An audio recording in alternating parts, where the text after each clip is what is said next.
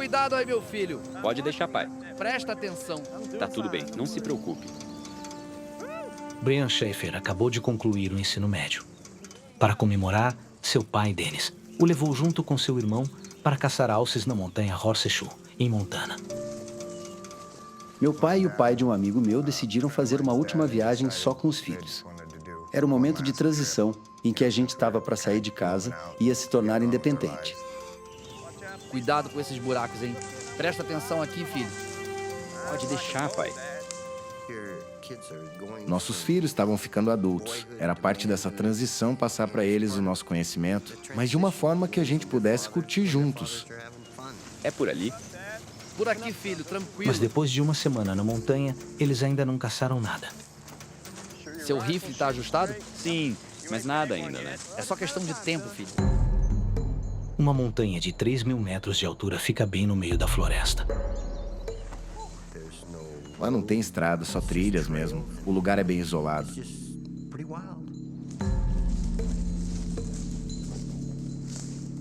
Em setembro, além dos humanos, os ursos também saem à caça. A gente viu muito urso. A temporada de tiro é na mesma época que os ursos saem para caçar comida. Os ursos ficam mais perigosos no outono, porque eles estão se preparando para hibernar. Então eles ficam desesperados por comida para acumular caloria para o inverno.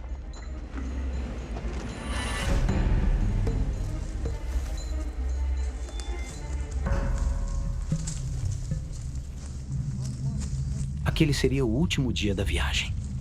O grupo chega ao topo da montanha. Eles planejam descer gradativamente, na expectativa de encontrar algum alce no caminho. Eles não têm muito tempo. Uma tempestade forte está se formando. Beleza, pessoal. Acho melhor a gente se separar. Vamos ver se a gente encontra algo. Brian se afasta do grupo. Ok, vamos lá. Última chance, pai. Última chance pra quê, filho? Última chance de acertar o Acertar alvo. Falou e disse. O Brian se distanciou da gente. Ele ficou do outro lado de um morro e não dava para ver ele.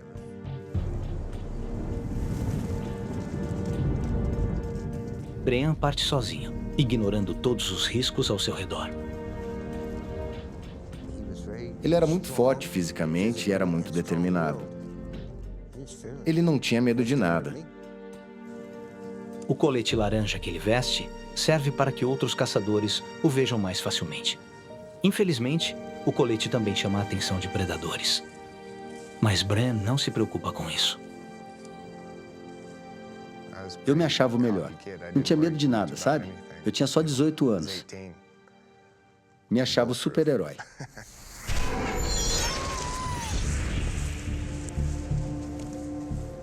Eu andei por um bom tempo e não achei nada. Eu vi um ou outro rastro de alce, mas não cheguei a ver nada que indicasse que tinha algum predador rondando por ali. Eu sabia que não era para eu ter me afastado tanto do grupo. Eles estavam perto do topo, e eu estava tipo contornando a montanha em uma parte mais baixa.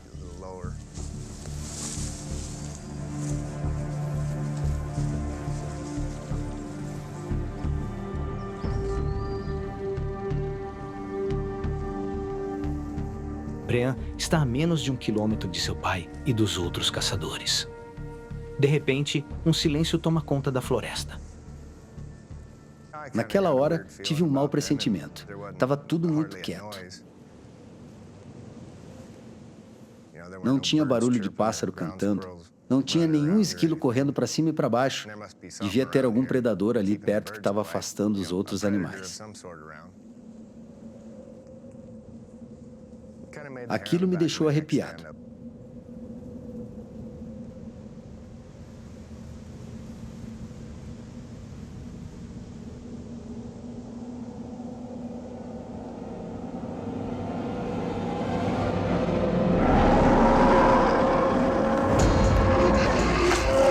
Eu gritei. Nossa! Ele continuou vindo na minha direção. Eu tinha que dar um jeito de fugir dali.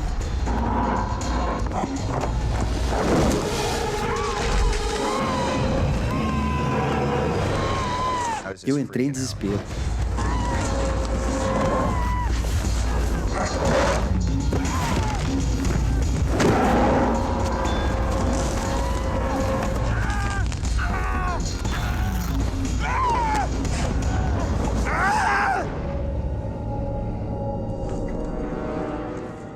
Quando me dei por mim, o urso estava com a cabeça no meu colo, me encarando.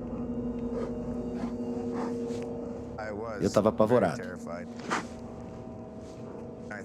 E daí eu pensei, ou esse urso sai de cima de mim, ou vai ter que me matar porque eu vou atacar. Então eu dei um soco no nariz do urso. E depois dei outro. Ele mordeu o meu polegar.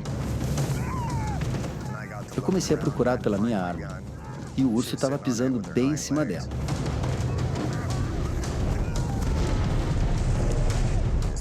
Daí o urso me chacoalhou como se eu fosse um brinquedo.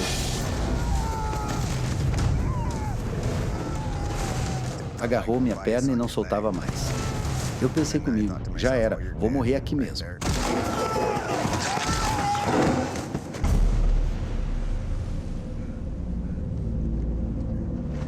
De repente, ele parou de me chacoalhar pela perna e me soltou. Eu acho que o urso estava só esperando para ver se eu estava morto mesmo ou se eu ainda ia reagir.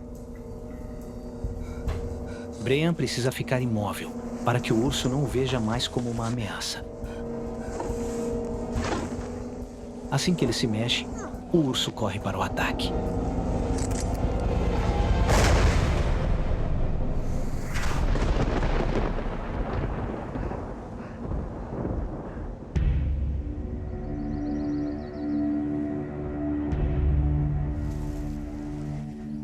Perto dali, sem saber da tragédia que acabou de ocorrer, Bruce Paisek e seu filho Bryce também estão à caça de alces. Até agora sem sucesso. Vamos, filho. Agora vai dar certo. A caminho de um novo local para caçar, Bruce vê algo que o deixa apreensivo. Comecei a ver rastros e pegadas de ursos. Viu isso? Que pata enorme. Pior que é recente. Comecei a ter arrepios vendo aquilo. Com ursos na área, Bruce quer sair da montanha o mais rápido possível. Para isso, ele terá que pegar um atalho desconhecido. Eles vão ter que descer a montanha e tentar achar a trilha de volta ao acampamento, que está a uns 3 quilômetros dali. Eu estava com um mau pressentimento. Algo me dizia: isso está errado. Fique atento.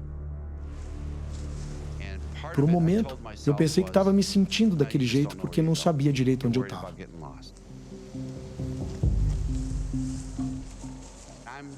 Eu estava muito tenso porque eu estava numa área onde um urso podia aparecer de repente. Então eu ficava gritando e fazendo barulho para tentar espantar qualquer urso que estivesse por ali me rondando. Ok, urso! Aqui vamos nós! Tô passando!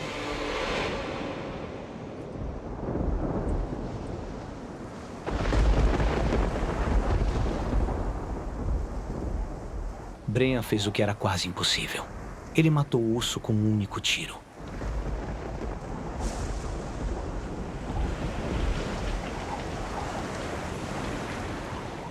Fiquei muito aliviado. Fiquei feliz, pelo menos naqueles primeiros segundos.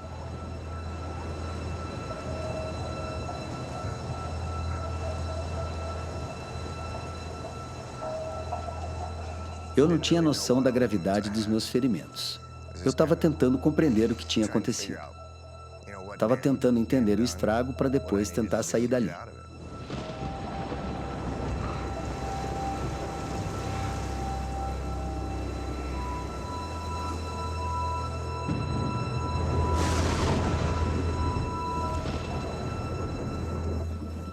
A cerca de 2 quilômetros dali, o pai e o irmão de Brian chegam ao acampamento.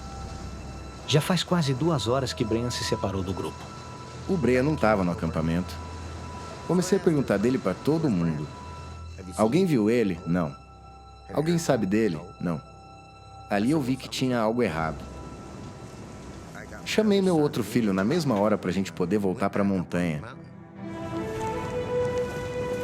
Vamos procurar ele.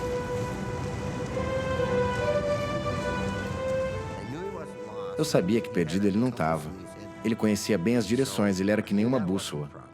Então o caminho ele sabia, mas claro, o fato dele não ter aparecido estava me consumindo.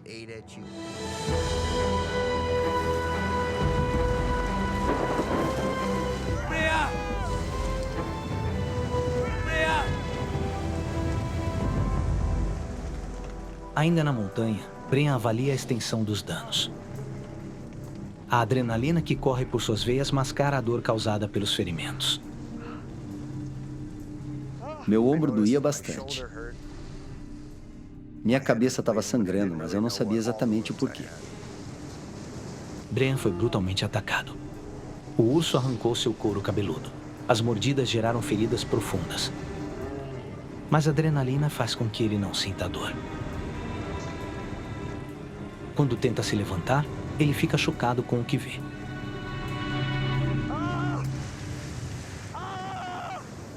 Sua coxa direita está destroçada.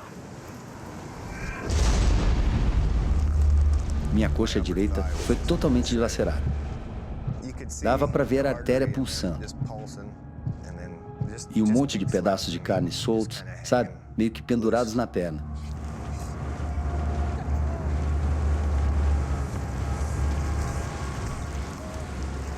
Eu empurrei toda aquela carne solta para dentro da ferida.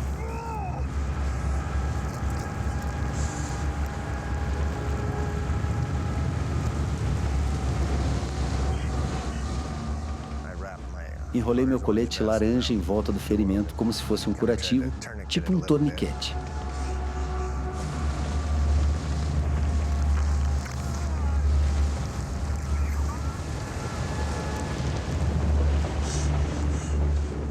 Quando amarrei o colete, a dor foi horrível.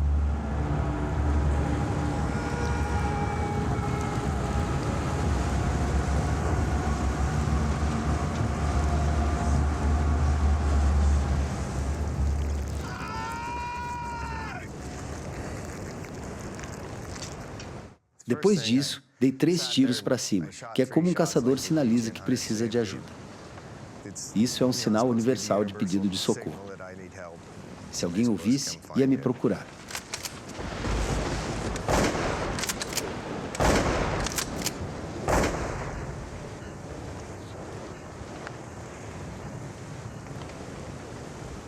Caramba! Droga! Socorro!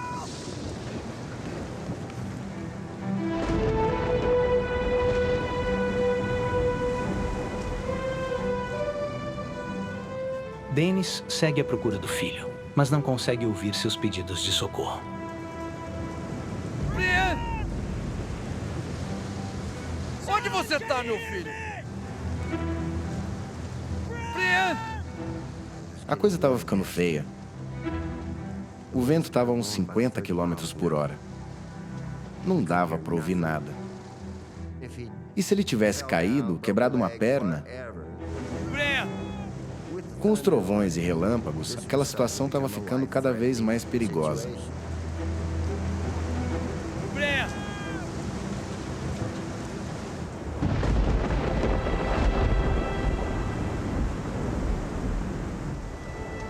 Ninguém respondeu ao pedido de socorro de Brian. Ele começa a perder as esperanças. Eu fiquei ali parado por uns 10 minutos, me achando um idiota. Eu já tinha ouvido 3 tiros diversas vezes e nunca fui socorrer ninguém. Por que alguém faria isso por mim? Eu tinha que tomar uma atitude. Decidi que era melhor levantar e seguir em frente. Mas caminhar com ferimentos tão graves é praticamente impossível.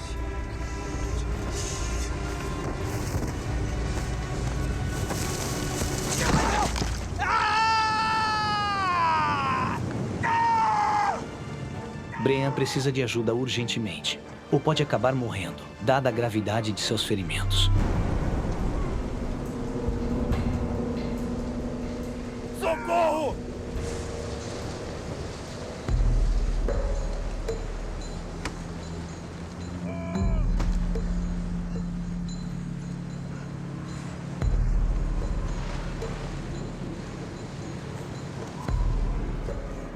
Eu ia tentar caminhar em direção ao acampamento, mas era uma subida para chegar lá. Eu não tinha força na perna para subir a montanha. Eu só conseguia andar sem dobrar o joelho, meio que mancando. Então eu escolhi um rumo e comecei a caminhar, porque sabia que por ali eu ia acabar cruzando uma trilha.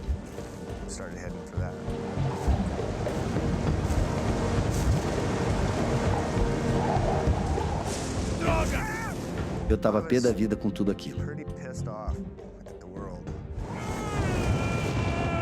Eu gritava de raiva, fiquei bravo comigo mesmo por um tempo.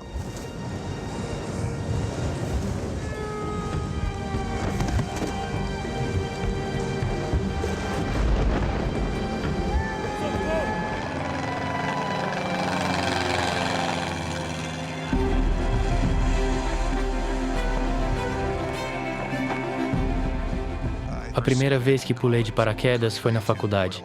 Ao contrário do que muitos pensam, de que é um esporte para malucos cheios de testosterona, é um esporte familiar e destinado a pessoas que amam a mesma coisa. A sensação de flutuar no céu.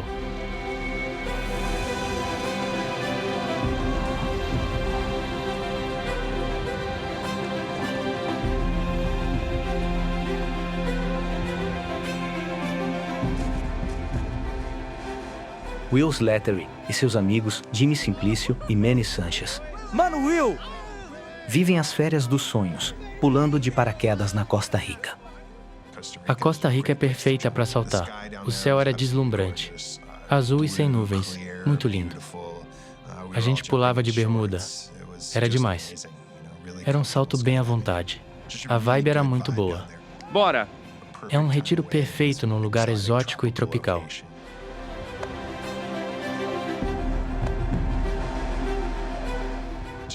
O Jimmy foi um ótimo treinador e mentor para mim. O Manny era um parceirão. Ele costumava usar um chapéu de bobo da corte. Era bem engraçado. Dava pra repetir o salto. Não vou tirar o chapéu de novo. Skydive Elsinore. Os três amigos chegaram do estado da Califórnia, onde fazem parte do mesmo clube de paraquedismo. Skydive Elsinore, bom dia. Pode ficar à vontade. Giles Fabres administra o clube e acompanha os rapazes mesmo a centenas de quilômetros. Giles Fabres, pois não? A Skydive Elsinore era uma família de paraquedistas daquela região. O melhor grupo de pessoas que alguém poderia conhecer. O clima entre os paraquedistas era mesmo como o de uma família. Tô no meio da papelada aqui. Eles foram para Costa Rica para descontrair, relaxar, saltar de paraquedas, curtir a paisagem e, no geral, tirar umas férias com muitos saltos. E aí, Giles? Aproveitem aí. Não dá pra melhorar, né? Bom demais. Era o que eu tava dizendo. Vamos virar ou não? Vamos virar. Vira! Vira. A saideira. Ele vai falar. Ao céu sem nuvens. Ao céu sem nuvens. Bora aproveitar, rapaziada. No dia seguinte, Will se prepara para o último dia de saltos. E, como sempre, a segurança é a preocupação número 1. Era a hora que eu conferia o equipamento várias vezes, sendo talvez até diferente da maioria, porque eu checava sem parar para garantir que estava tudo em ordem. Eu tenho espírito aventureiro, mas não sou um cowboy. Não vou fazer algo que vai me matar. Dizem até que sou conservador.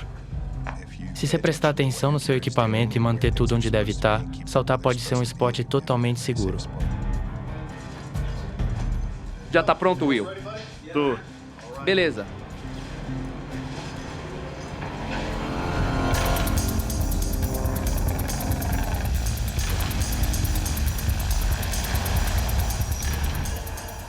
Os rapazes adiaram o salto para a parte da tarde.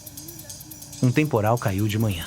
Mas à hora do almoço, o céu já estava claro. A nuvem é passageira. Estava ensolarado. Tinha algumas nuvens, mas nenhuma mais escura. Tirando as nuvens esparsas, aquele dia parecia exatamente igual ao dia anterior. Fala, Bradley, de boa? Então a gente começou a preparar os equipamentos e se vestir para saltar. Tudo pronto aqui. Pronto, Manny. Tô. Bora, Jimmy. Opa. Nosso avião era um Cessna 206. Ele chega a ser menor que a maioria dos carros. Vambora, meu chapa. Os aviões para paraquedismo geralmente não têm os bancos porque fica um espaço maior lá atrás. Então todo mundo senta segurando as pernas e formando uma fila. A gente se aperta lá. Céu azul e pouso seguro, hein? Pode mandar ver. Prontos aí? Bora.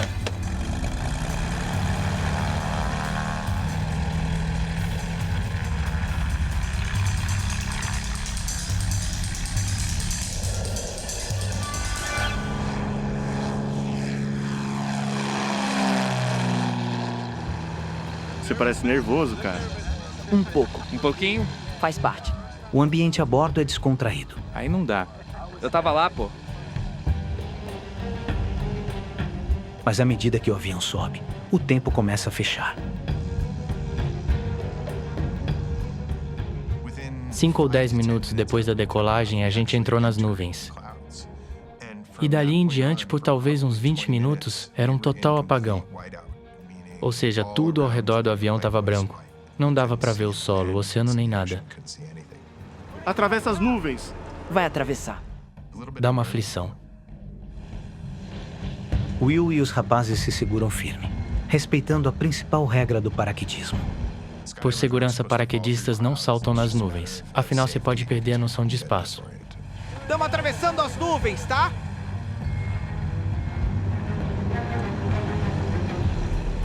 A gente esperava ficar acima das nuvens em alguma hora.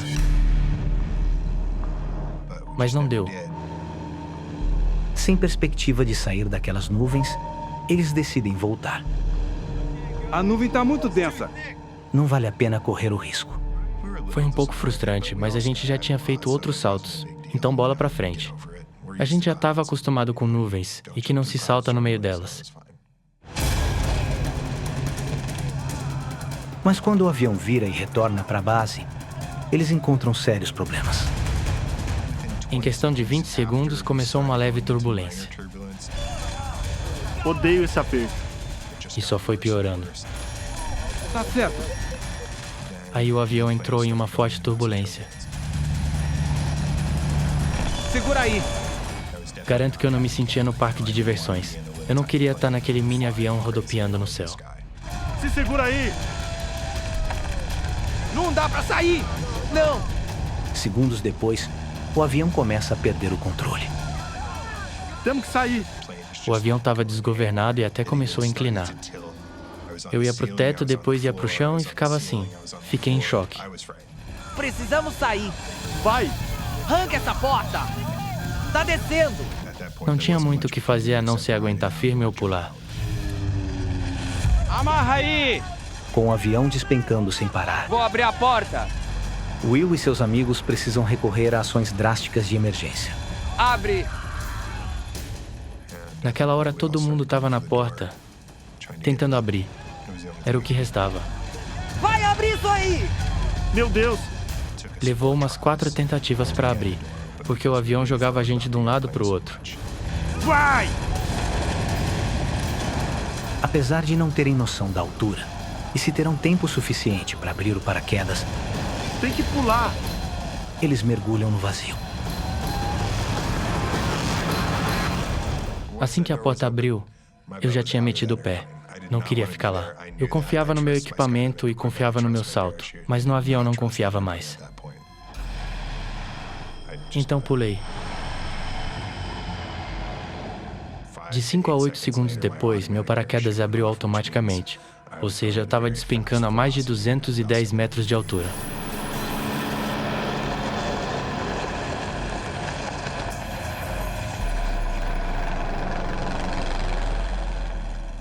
A gente estava numa altitude bem baixa.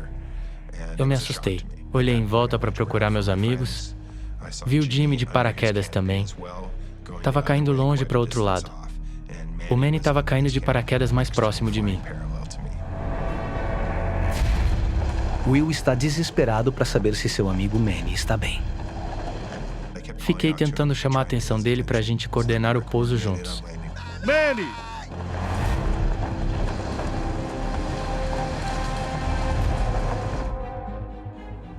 Ele não reagiu. Ele estava meio mole. cabeça estava abaixada. Acredito que ele foi atingido pelo avião quando pulou. Imaginei que ele tivesse morto. Segundos após o salto, Will está em queda livre a 60 km por hora e sem nenhuma ideia de onde irá cair.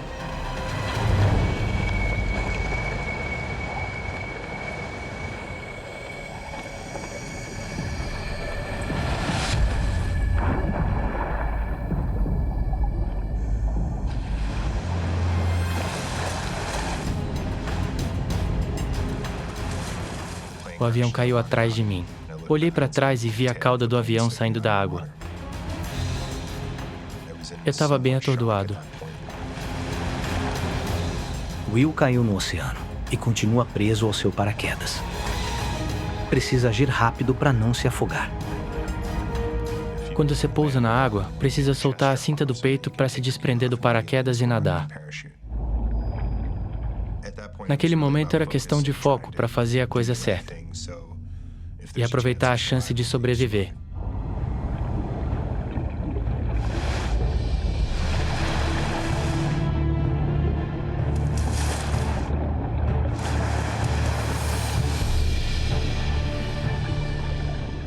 Demorei uns 3 minutos e foi bem assustador. Afinal, eu podia me enroscar em alguma das linhas e afogar. Ao subir, Will pensa nos seus amigos. Eles também pularam do avião. Um deles parecia estar com sérios problemas. Eu tirei a camiseta e o tênis porque eu queria nadar mais leve para encontrar o Manny.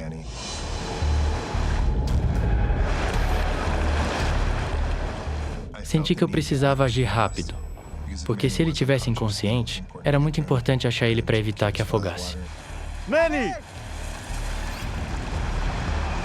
Jimmy! Manny! Ele não me respondia e eu não via o paraquedas dele, nenhum sinal. Manny!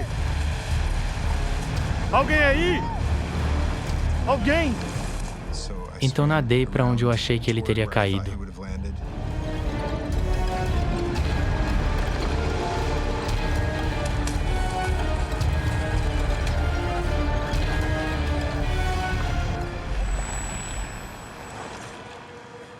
Zero notícias dele.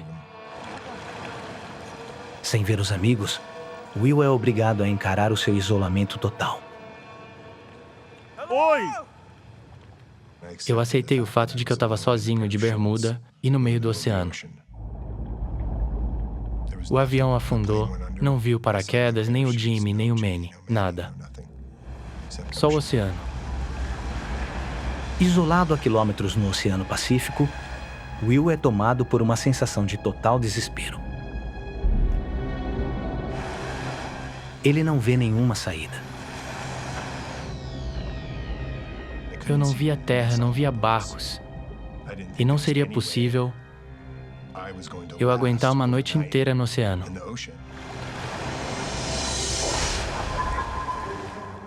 Se era para morrer, por que eu não poderia ter morrido no avião? Em vez de agonizar afogando. Se tiver uma chance, eu vou lutar. Mas se for certeza que vou morrer, por que prolongar? Me mata logo.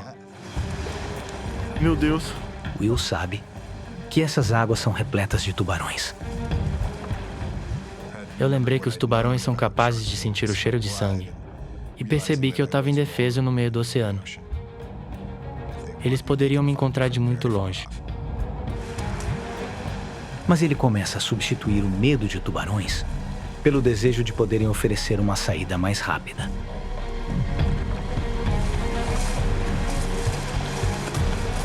Eu tô aqui! Eu não queria que fosse um processo demorado e arrastado. Quem quer morrer assim? Vamos! Por isso eu decidi que ser devorado poderia ser melhor. Vamos! Pode vir! Vem!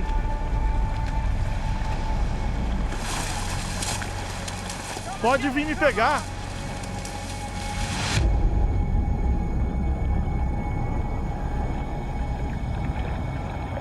Mas os tubarões não aparecem. E Will começa a refletir sobre a sua situação. Se fosse na costa dos Estados Unidos, a guarda costeira poderia chegar rápido, mas eu estava num país de terceiro mundo. Então pensei, não seja um americano mimado achando que um barco vai vir te buscar. Você tem que aguentar firme. Ou não. Só relaxa. Sozinho no oceano, próximo do anoitecer, Will decide não se entregar. Comecei a pensar mais especificamente nas coisas que eu deveria fazer. Eu tinha que agir. Não queria gastar energia me debatendo, já que eu poderia boiar me deitando. O mais importante era manter a calma e não entrar em pânico, porque eu sabia que o pânico poderia me matar. Permanecer calmo exigiu de mim desenvolver uma capacidade nova do zero. Foi algo que eu nunca tinha passado.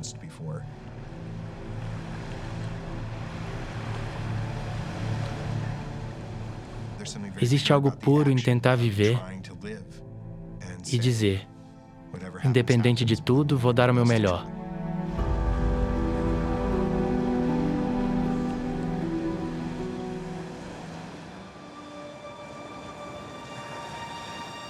A responsável em terra, Tanya Handel, está esperando os rapazes pousarem no local combinado.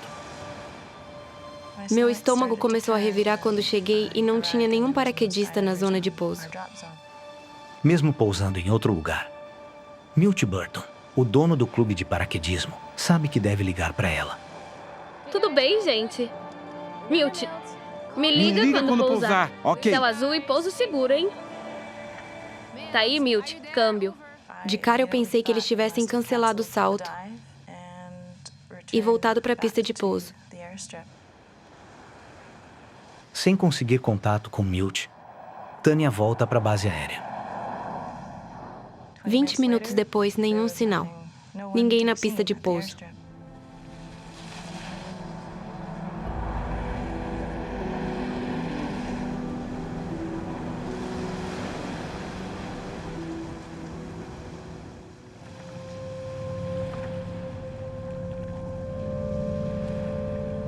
No oceano, Will luta para não afundar às 5 horas.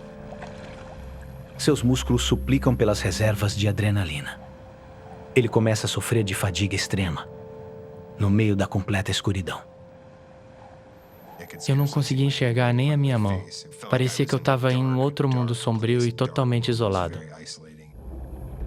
Acho que nunca me senti tão vulnerável.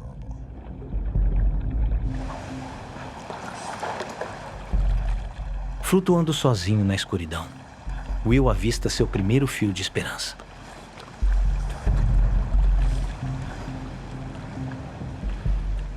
Eu vi 5 ou 6 luzes espaçadas no horizonte.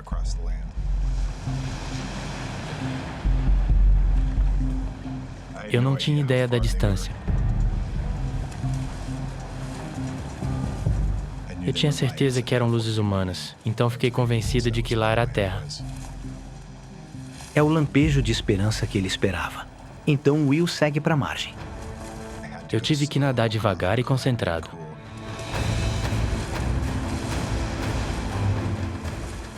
Eu acho que eu dava 20 a 30 abraçadas de costas e parava.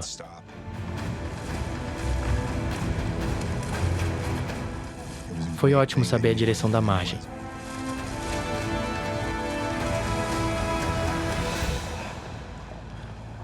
Quando a salvação parecia ao alcance, a correnteza começa a puxá-lo para longe, de volta ao oceano, e também à escuridão. Eu estava exausto, completamente exausto. Eu praticamente já não via nenhuma possibilidade de sair com vida daquele oceano.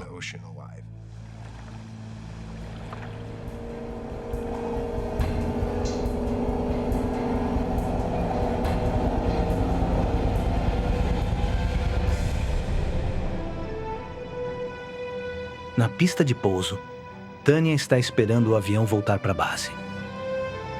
Já se passaram 6 horas e a aeronave ainda não foi vista. Torre, alguma notícia? Câmbio. Ela precisa confirmar se o avião não foi para outra pista antes de alertar os serviços de emergência. Todo mundo estava orando para eles estarem sentados num barzinho sem sinal de celular. E vivos. Orando para estarem vivos. Não importava onde, mas vivos.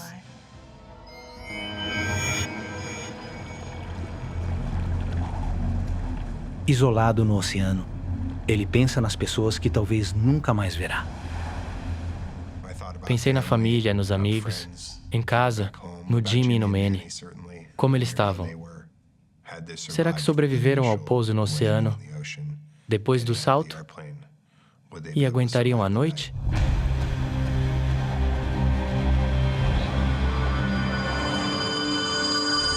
Alguém aí?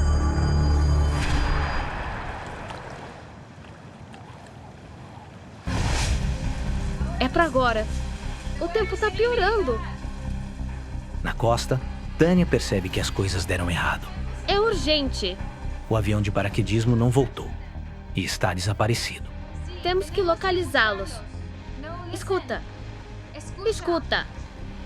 O avião não pousou. Ela sabe que o avião deve ter caído, mas o serviço de resgate da Costa Rica não pode agir durante a noite. A visibilidade está muito ruim. Amanhã não. Tem que ser agora. Eu estava entrando em pânico. Mas eles sempre me ligam. A gente não sabia nem onde concentrar nossa energia e fazer a busca. Onde poderiam estar? Pro norte, pro sul, perto ou longe da costa, talvez nas montanhas.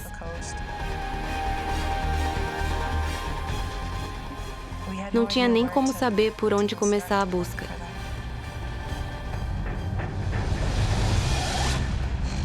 Nove horas à deriva.